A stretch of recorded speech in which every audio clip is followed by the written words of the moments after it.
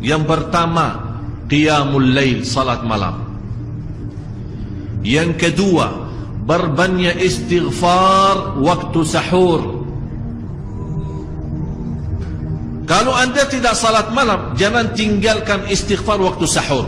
Waktu sahur kapan? Kira-kira 30 menit sebelum azan.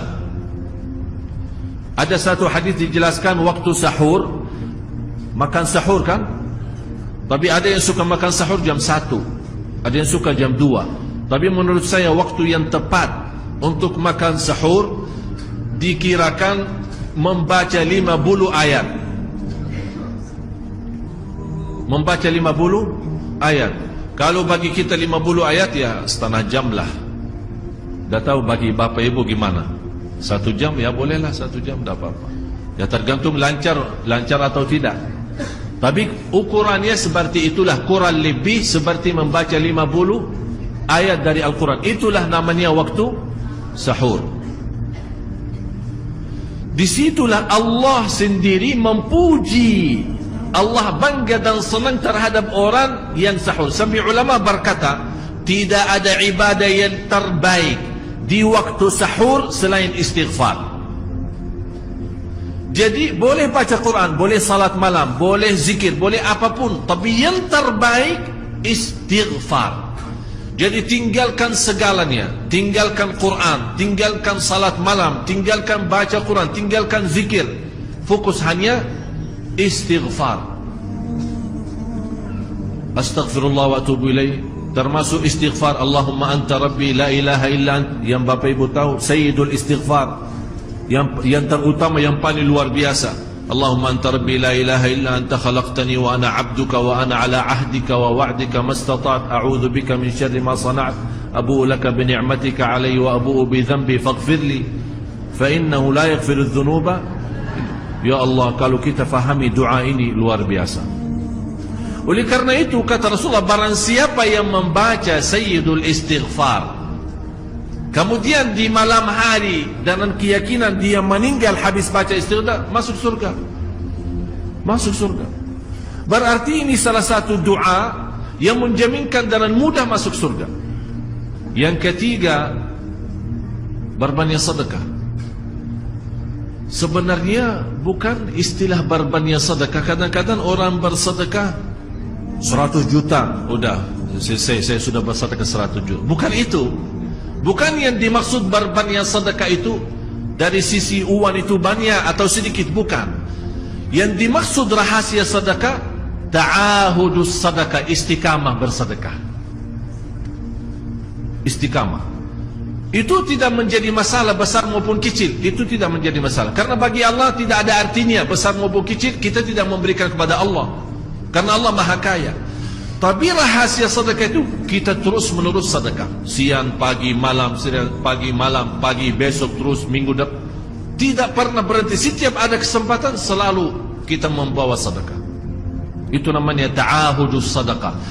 Jadi bapak ibu, jangan nunggu hari tertentu, bulan tertentu, malam tertentu kita bersedekah. Jangan. Setiap kita merasa ada berita baik, ada berita maupun ada berita buruk yang menyakiti perasaan kita di rumah tangga kita, anak kita, suami kita, istri kita, apapun, langsung segera sedekah. Disitulah rahasianya. Ikatkan seolah-olah kita sudah membuat perjanjian antara diri dan sedekah dalam segala hal, hal senang maupun hal tidak, hal bahagia maupun hal sedih, hal bangga maupun hal lagi menghadapi kesusahan, kesulitan, selalu sehat dan sakit.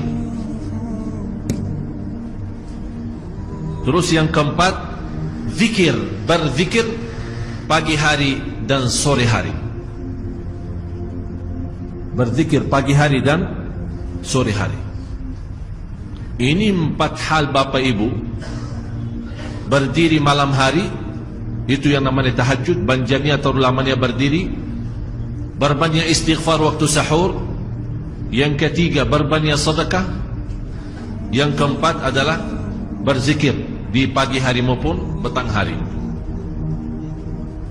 Jadi bapak ibu, saat kita berdiri lama, walaupun baca 1 ayat, diulangi berkali-kali. Walaupun baca surah pendek, tapi diulangi berkali-kali tidak menjadi masalah.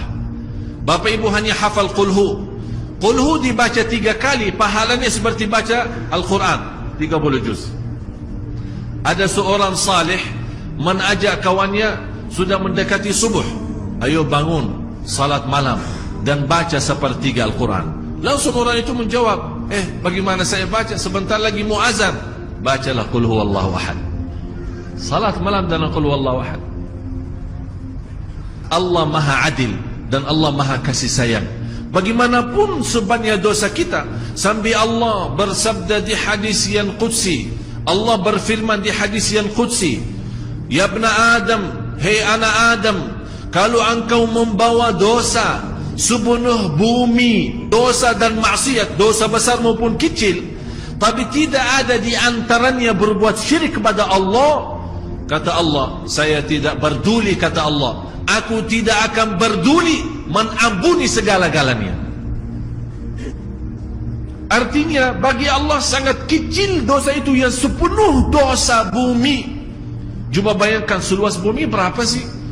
Tapi subhanallah, bagi rahmat Allah kecil itu semua. Dengan syarat jangan berbuat syirik besar, bersentuhan hak Allah subhanahu wa ta'ala.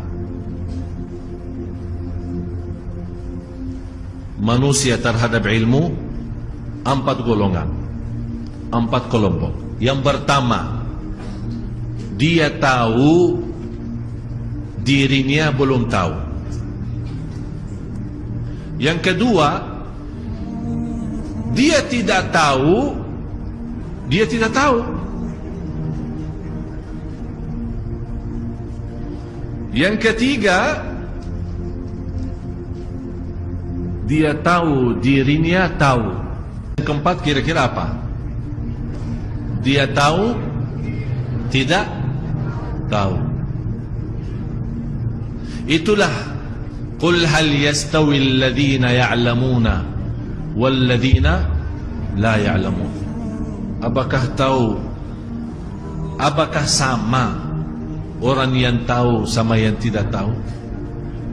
Berarti yang tahu 2 golongan, yang tidak tahu juga. Yang tahu dirinya tidak tahu, ada yang tahu dirinya sudah tahu. Ada yang tidak tahu dirinya tidak tahu, ada yang tidak tahu dirinya tahu.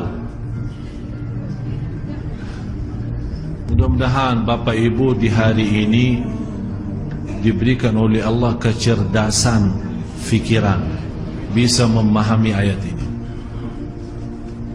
Menurut saya, kalau kita benar-benar mau memperbaiki kehidupan kita dan juga mau memperbaiki negeri kita, kuncinya salat malam.